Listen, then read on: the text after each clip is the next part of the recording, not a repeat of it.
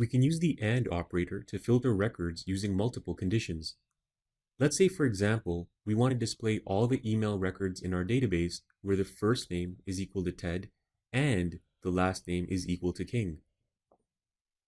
To do so, replace your existing SQL query with this line.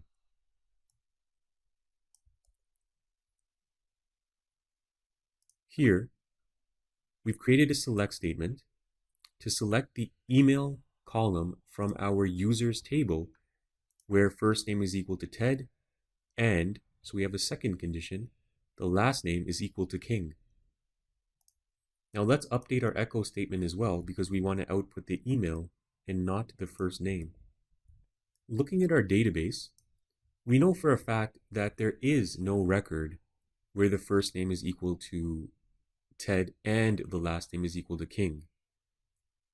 Okay, the only record we have is first name Ted and last name Smith. So when we refresh our page, it should say 0 results, and it does. Now let's say, for example, we were to change the last name to Smith. Now we know that these two conditions will be met. There is a record where the first name is Ted and the last name is Smith. So if we press refresh, it outputs that one result. Okay, that's the email address linked to that record. So it found the record where both these conditions were met.